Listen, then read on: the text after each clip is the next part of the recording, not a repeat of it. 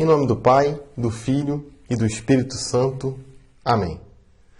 Quero agradecer primeiramente a oportunidade de você me deixar entrar na sua casa para falar um pouco das temáticas que envolvem o documento 107 da CNBB.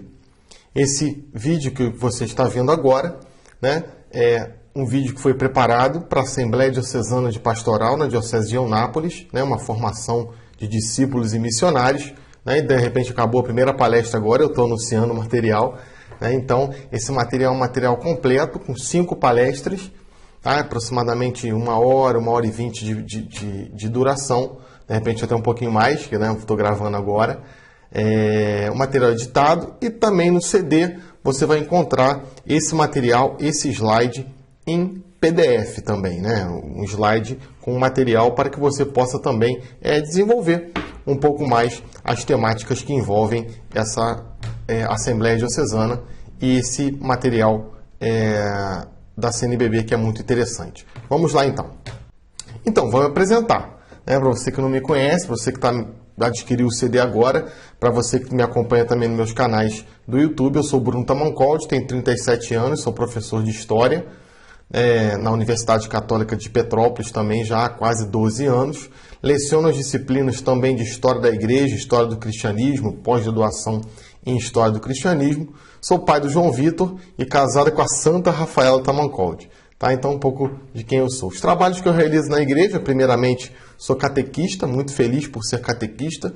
Dou catequese agora, especificamente, na Universidade Católica de Petrópolis, essa é a minha turminha desse ano aí, 3 jovens que são universitários. Então, faço também esse trabalho dos ritos de iniciação cristã também para adultos. Então, a temática que eu vou falar para vocês é uma temática que eu vivo, que está ante aos meus olhos, tá? Um pouco de formação em História da Igreja nas paróquias. Esse daqui, aqui à sua esquerda, é um curso em Teresópolis e à sua direita é um curso que está acontecendo em Raiz da Serra, formação de História da Igreja, os cursos nas paróquias da Diocese, falando sobre a História da Igreja. São 30 encontros de História do Cristianismo. Isso é uma pós-graduação em História do Cristianismo, também na Universidade Católica de Petrópolis, um dos trabalhos também que me dá muito prazer, e consultoria catequética, exatamente como eu estou dando aqui na Diocese para vocês, especificamente esse vídeo foi feito para a Diocese de Eunápolis, de repente eu estou em outro lugar falando, mas exatamente esse mesmo trabalho, uma consultoria catequética. Trabalho um pouco de uma maneira bem profissional, essas questões que envolvem a igreja, que envolvem a catequese e que envolvem todo o processo catecumenal também. Tá? Essa é outra coisa que me dá muito prazer. Você pode me acompanhar também nas ondas da Rádio Imperial, que é um programa chamado Nos Caminhos da Igreja. Esse programa é um programa semanal, todos os sábados, de 16 horas às 17 horas, que eu falo sobre questões de história e cultura cristã. É uma das coisas que tem me dado muito prazer nesses últimos anos. Na verdade, o programa tem 1 ano e meio apenas, e eu estou lá todo sábado, ao vivo, para discutir temáticas que envolvem o cristianismo. Para você ter uma ideia, o nosso último programa foi sobre a Revolução Protestante. Inclusive tem um material disponibilizado aí também para você no CDzinho, tá? Bruno, eu queria escutar também a rádio. Você entra no aplicativo Radiosnet, no Google Play, e baixa lá o aplicativo Radiosnet e entra Rádio Imperial Petrópolis, e aí você consegue me escutar lá todos os sábados de 16 às 17 horas. Tá? E tenho desenvolvido também um trabalho, especificamente essa mensagem para vocês aqui da Diocese de Eunápolis, com os missionários servos do Senhor. Como é que os missionários me descobriram e eu descobri os missionários? O nosso prior foi fazer um curso de pós-graduação, Frei Vivanildo, de pós-graduação lá na universidade, e o Frei Gutenberg via os meus vídeos no YouTube. E aí pintou a oportunidade né, através da faculdade da Universidade Clarentiana, junto com o Frei Marcos, né, que é o responsável pelos clarentianos, do Missionário Servos do Senhor, eu vim aqui passar algumas formações do curso de teologia. Então, dei 2 cursos para eles. Um curso de História da Igreja, tá? E um curso de Eclesiologia, também é uma coisa que me dá muito prazer de falar. Também coisas que envolvem a teologia e a eclesiologia também são minhas especialidades, tá? E aí a gente pode parar um pouquinho da apresentação e começar verdadeiramente o nosso processo formativo, começar verdadeiramente o nosso processo de formação. O que seria um processo de formação? Será que é colocar todo mundo em forma para que todo mundo saia igualzinho, pensando da mesma maneira? Não, não é isso. Tá?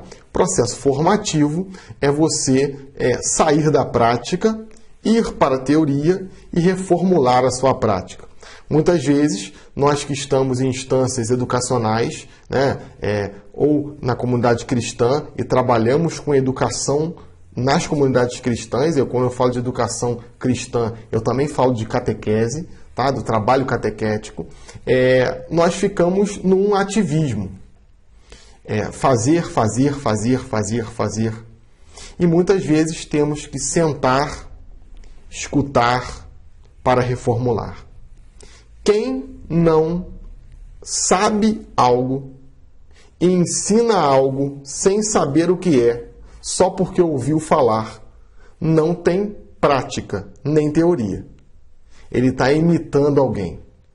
Justamente para sair desse processo de imitação, que nós precisamos às vezes parar, eu também que falo, eu também que prego, eu também que estou nos eventos, sem aqui uma auto-vanglória, né? Mas eu que falo quase que semanalmente, né? Na verdade diariamente eu sou professor, muitas vezes, durante o ano, eu paro e reformulo, escuto outras vozes, para que a minha fala não seja uma fala vazia, para que a minha fala não fique só apenas no mundo das ideias. Então, se faz necessário sempre, em qualquer atividade, principalmente nas atividades que são relacionadas à vida eclesial, tá? Que você pare e reformule também a sua atividade. Claro que normalmente as pessoas falam assim: eu prefiro muito mais a prática do que a teoria. Eu te falo, meu irmão, minha irmã que está me assistindo em casa, ou até mesmo nos meus canais na internet. Uma pessoa que não tem teoria e faz algo, na verdade não faz, ele está imitando alguém. Ele não sabe todas as questões que envolvem o processo. Então alguém disse, ele pegou o que alguém disse, colocou as suas peculiaridades e redisse, sem saber o que é.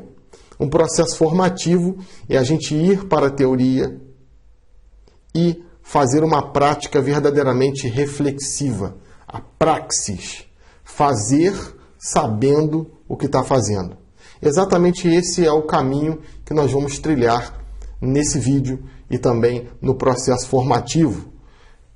Tentar olhar um pouco a teoria e fazer uma prática reflexiva. Quando a prática é reflexiva, é uma prática que atinge as pessoas. É uma prática que verdadeiramente motiva os outros a fazerem a sua prática. Quando a prática é uma prática de simplesmente fazer, repetir, imitar, reverberar alguém, é vazia. E aí dificilmente você vai conseguir motivar alguém. Tá? Qual que é o nosso cronograma de estudo? Tá? Então, o nosso cronograma, um cronograma longo, não fique cansado, tá? Nós vamos começar seguindo o cronograma aqui, deixa eu pegar aqui, do documento 107 da CNBB, tá? Que é a Iniciação à Vida Cristã, Itinerário para a Formação de Discípulos e Missionários, documento 107 da CNBB, que saiu agora no dia a Assembleia 55ª foi em Aparecida do dia 26 de abril ao dia 5 de maio. E o documento ele foi lançado, deixa eu ver se eu vejo a data aqui, foi em julho de 2017, tá? Então, abril e maio desse ano foi a conferência, tá? A Conferência Geral dos Bispos do Brasil, e em julho esse documento saiu, já está na 2ª edição. Então, esse é o documento, tá? E nós pegamos, né, todo o itinerário do sumário verdadeiramente e traçamos essa linha de cronograma para o nosso estudo. Tá? Então, a nossa primeira colocação vai ser relacionado aos textos fundamentais que eu usei para justamente montar esse cronograma e montar as palestras. Basicamente, textos fundamentais da igreja. Tá? Então, nós temos a Bíblia, as 2 Bíblias que eu verdadeiramente gosto muito de trabalhar, que estão aqui também do lado, né? A Bíblia do Peregrino, tá? E a Bíblia de Jerusalém. Ok? Qual que é a diferença, Bruno, de uma Bíblia mais comum para uma Bíblia de Jerusalém e uma Bíblia do Peregrino? Isso aqui, gente, ó. Não sei se está para você ver. A gente tem uma quantidade imensa de nota de rodapé. Tá vendo? Então aqui eu tenho um texto, abri por acaso aqui no Salmo 57. Piedade, ó Deus, piedade, pois eu me abrigo em ti. E aqui embaixo eu vou ter alguns comentários sobre essas questões. Então a Bíblia é toda assim. Se eu pegar aqui o Novo Testamento, fica melhor ainda. Olha só, a gente tem o texto aqui, tá? E isso aqui tudo é nota de rodapé. Isso vai dar uma riqueza de detalhes no texto que é incomensurável. Tá? Você pegar um texto bíblico do Novo Testamento e ter um comentário dessa qualidade, a Bíblia de Jerusalém é do mesmo gabarito, tá? Também é muito boa. A gente tem aqui, os nossos rodapés são menores, né? A gente tem aqui também o texto, tá? E a gente tem aqui as notas de rodapé. Então, são textos que eu sempre utilizo, tá? Nós temos outros referenciais teóricos, né? O direito canônico, principalmente no tomo 2, né? O Catecismo da Igreja Católica, o direito canônico que está ali no armário, daqui a pouco eu pego para vocês. Nós temos outros documentos da Igreja, né? Como documentos adjentes. Vou beber uma aguinha aqui.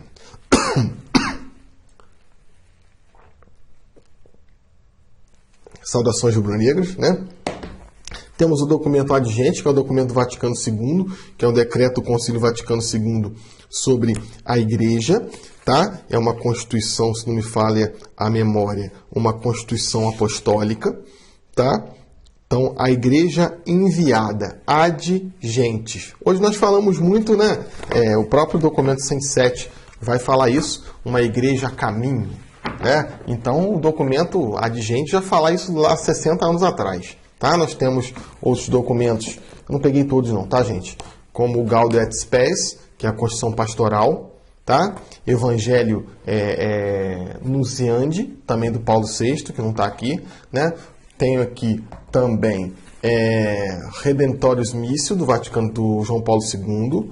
Temos outro texto fundamental, que é o documento de Aparecida, tá? Que é fantástico, e o documento 97. Então, basicamente, esses são os nossos referenciais teóricos. O que é um referencial teórico? Eu pego a teoria desses caras, tá? Desses documentos, aliás, e reformulo e faço a palestra. Tá? Então, se você quiser, da onde que o Bruno tirou o que ele está dizendo agora? Então, são desses documentos. Sempre à luz do magistério, das Sagradas Escrituras e da doutrina dos apóstolos. Tá? Somos católicos, verdadeiramente. Né? Os pilares da nossa fé são, as fontes da nossa fé são as Sagradas Escrituras, o magistério da Igreja de ensinar e exortar, tá? E a doutrina dos apóstolos, a tradição apostólica. Tá? Então, nossa primeira temática vai ser Jesus e a Samaritana, uma das passagens mais fantásticas das Sagradas Escrituras. Nós vamos pegar aqui rapidamente, né, João 4.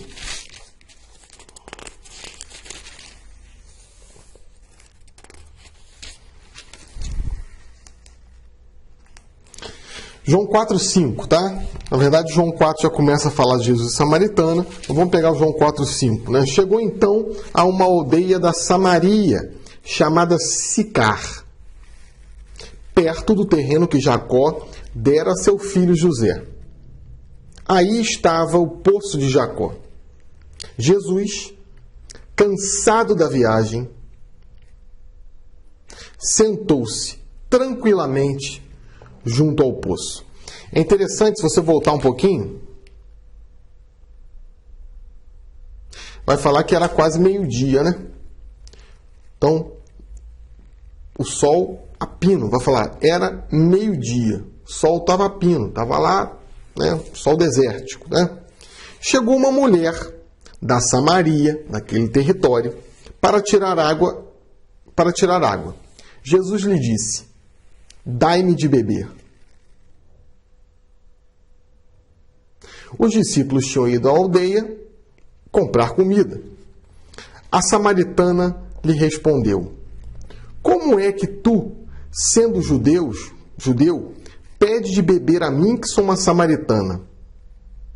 Os judeus não se davam com os samaritanos, desde a revolta de Absalão, que dividiu o território de Jerusalém, não de Jerusalém, mas de Israel, no meio. Jerusalém, Samaria, tá? Daqui a pouco a gente vai ver isso no mapa.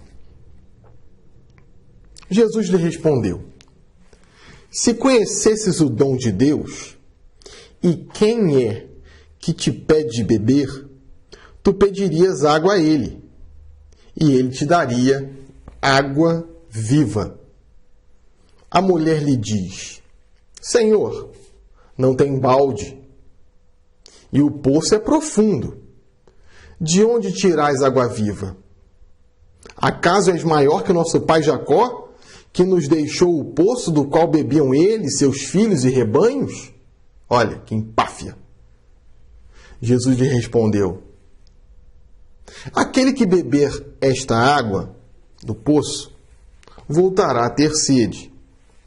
Quem beber a água que eu lhe der, que eu darei, jamais terá sede, pois a água que eu lhe darei se transformará dentro dele, olha que fantástico, em um manancial que brota, dando vida eterna. E aí é o grito da humanidade, né? Senhor, dai-me desta água, disse a mulher, para que eu não tenha sede e não tenha que vir aqui para tirá-la. Mas ela não entendeu o que é ainda. Disse-lhe: vai, chama teu marido e volta aqui. A mulher respondeu: não tenho marido. Jesus: tens razão em dizer que não tens marido, pois tivesse 5 homens. E tampouco de agora, que é teu marido, então 6 homens, tá? Se apegue nesse número, 6, tá? 6 homens. Tampouco de agora é teu marido. Nisto dissesse a verdade, disse a mulher: Senhor, vejo que és profeta. Nossos pais prestaram culto nesse Monte Garizim. Daqui a pouco a gente vai ver isso. Vós, ao contrário, dizeis que é em Jerusalém que se deve prestar culto. Jesus lhe diz: crê em mim, mulher. Chega a hora que nem neste monte, nem em Jerusalém, os samaritanos adoravam a Deus no Monte Garizim, e os judeus em Jerusalém. Nem em Jerusalém se prestará culto ao Pai.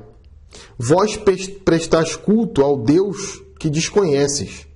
Nós damos culto ao que conhecemos, pois a salvação procede dos judeus. Mas chega a hora, e já chegou, em que os que prestam culto autêntico prestarão culto ao Pai em espírito e em verdade.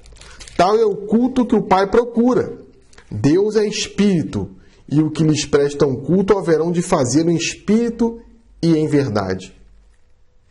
Disse a mulher: sei que virá o Messias, isto é, Cristo. Quando ele vier, nos explicará tudo. Disse-lhe Jesus: sou eu, aquele que fala contigo. Olha que fantástica a passagem bíblica. Nisso chegaram os discípulos e se maravilharam vê-lo falar com uma mulher. Né? Toda a questão social da época, né? Mas ninguém perguntou o que procurava, porque falava com ela. A mulher deixou o cântaro, olha que fantástico, depois a gente vai ver isso também. A mulher deixou o cântaro, foi à aldeia e disse aos vizinhos: vinde ver um homem que me contou o que eu fiz. Será que ele é o Messias? Eles saíram da aldeia e acorreram a ele. Entretanto, os discípulos lhe pediram: Rabi, come.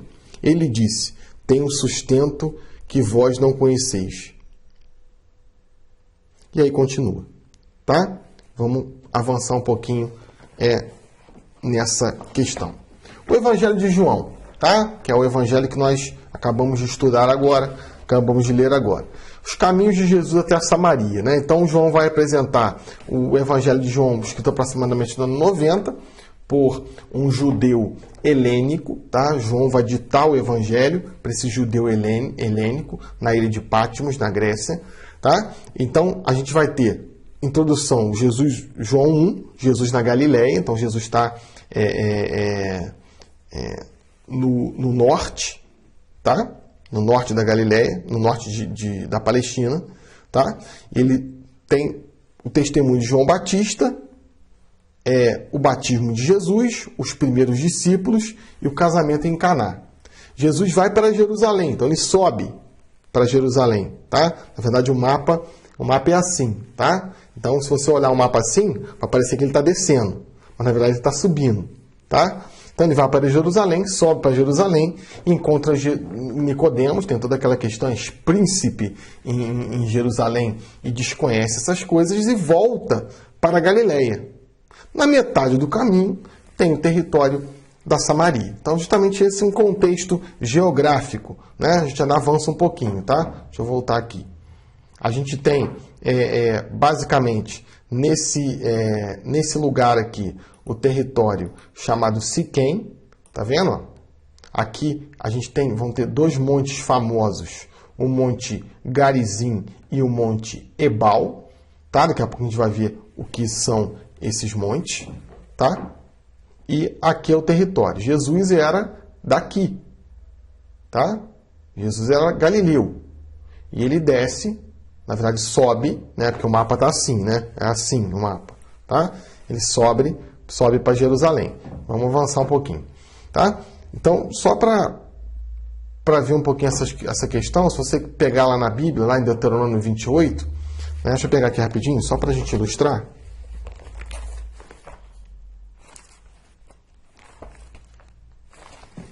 Aqui.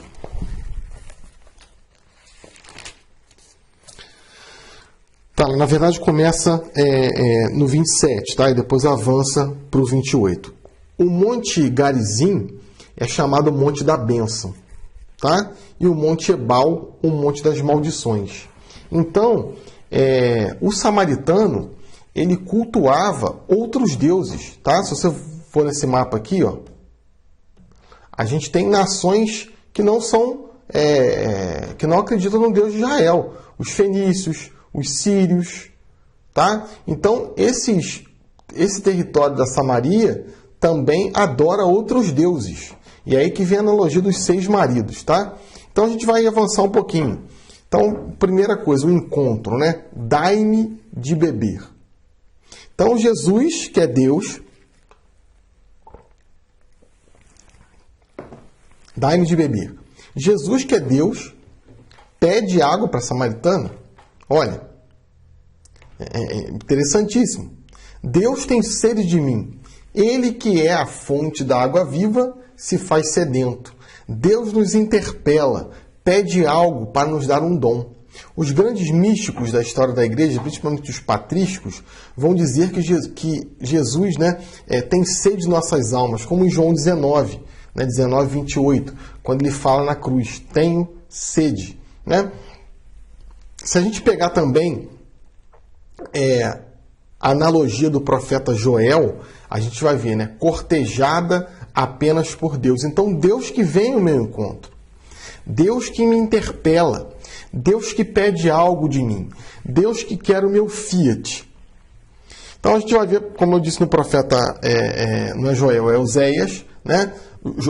Oséias 2, o infiel marido entrega os ídolos, tá? Que seriam 6 amantes, né? Pervertendo o culto no Monte Ebal, ameaçado de morrer de sede e cortejado apenas por Deus. Os 6 maridos da samaritana, os 6 amantes da samaritana, não são necessariamente amantes pessoas, tá? Mas era uma representação do culto pagão que esse território fazia também. Então, uma mulher que buscava nos amantes, claro que também tem a literalidade dos amantes homens, tá? Uma mulher que buscava a resposta em outra coisa e não tinha, que buscava se saciar com uma água que não saciava, e Jesus pede água a ela. Olha que coisa fantástica. E aí a gente vai ver o belíssimo esposo, né? O 7º esposo, o esposo perfeito, né? Dai-me de beber, né? Como eu disse nesse slide aqui, cortejada apenas por Deus. Estava lá em Oséias 2:5, né? Cortejada apenas por Deus, querida apenas por Deus. É assim também a nossa vida, né? Muitas vezes, o único que vai nos dar o alento perfeitíssimo é o próprio Senhor. Vamos avançar, né? E aí continua o diálogo, né? Jesus pede água a ela e ela nega. Ela fala, sendo tu judeu, como é que pede água para mim, que sou uma samaritana? Você não sabe que nós somos inimigos? Eu fico imaginando essa cena hoje, né? Ela deve ter olhado Jesus de cima a baixo, né? Você é o famoso quem para vir aqui me pedir água? Não tem balde, não tem corda, o poço é fundo, por acaso é maior que o nosso pai Jacó que nos deu o poço, que alimentou seus filhos e rebanho? Olha, o que Jesus fala para ela? Olha, garota, se você conhecesses o dom de Deus, se soubesse o que eu posso te dar, é verdadeiramente isso que Jesus está falando para ela.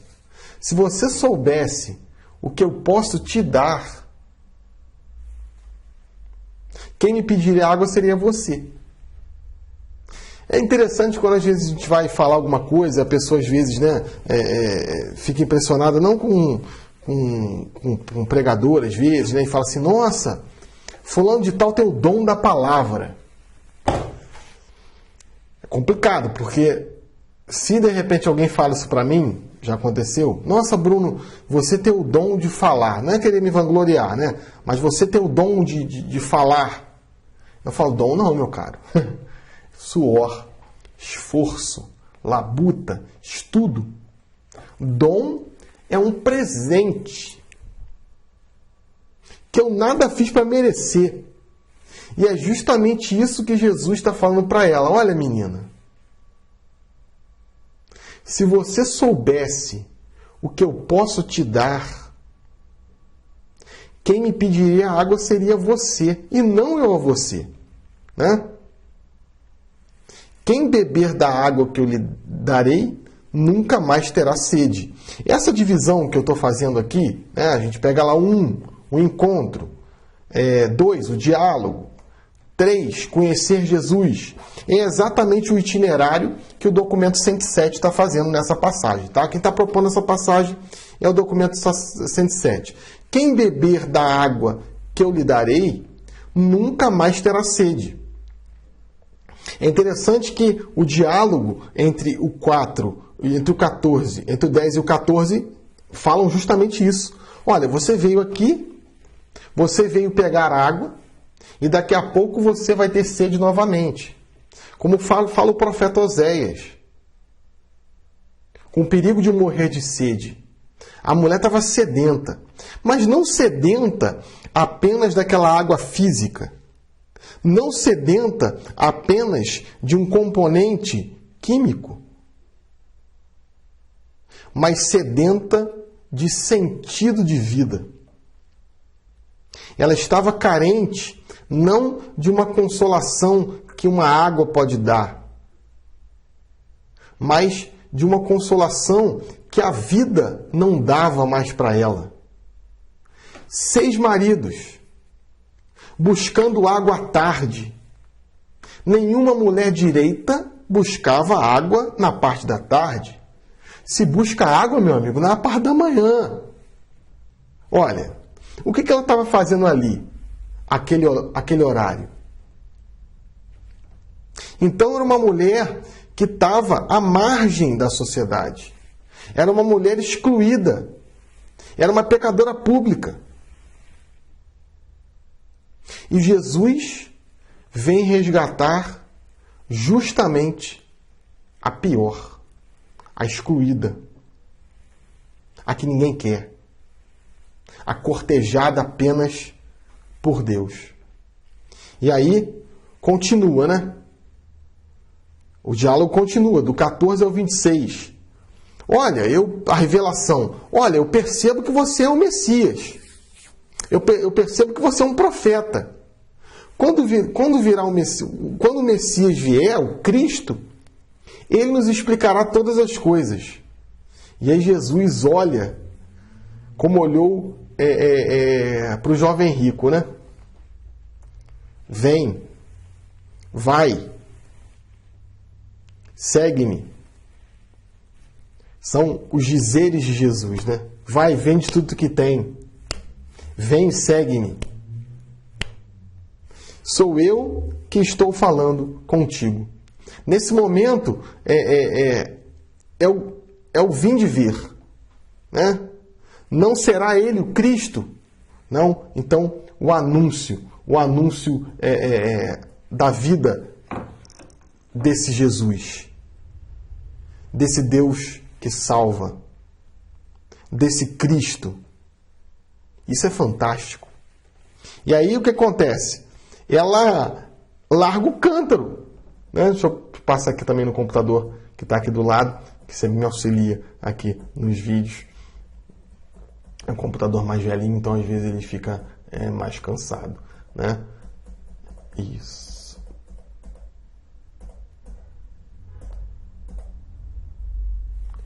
Então, ela vai, volta e é verdadeiramente o Salvador.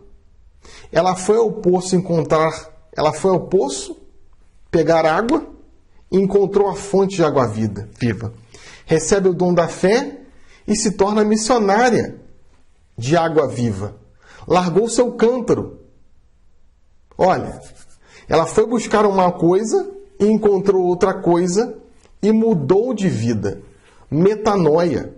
O largar o cântaro significa um processo de conversão. Ela largou seus deuses pagãos, seus 6 maridos, e se entregou ao esposo verdadeiro. Isso é fantástico. Ela viu uma realidade nova. Foi verdadeiramente uma revelação para ela. Ela viu o que não via. Seus olhos se abriram. Se tornou uma missionária. Verdadeiramente uma catequista. Que se encontrou com Jesus, bebeu dessa água, e a interpretação bíblica para que, olha, você vai se tornar uma fonte de vida eterna. Qual que é o dom que nosso Senhor Jesus Cristo deu para a samaritana? Ó, chega a arrepiar. É o dom que pode salvar a vida dela. O dom da fé. Não é isso? Nas nossas aulas, nos nossos encontros de catequese, você não quer dar a fé que você recebeu da igreja? O poço hoje é a igreja, que foi dada por nosso Senhor Jesus Cristo.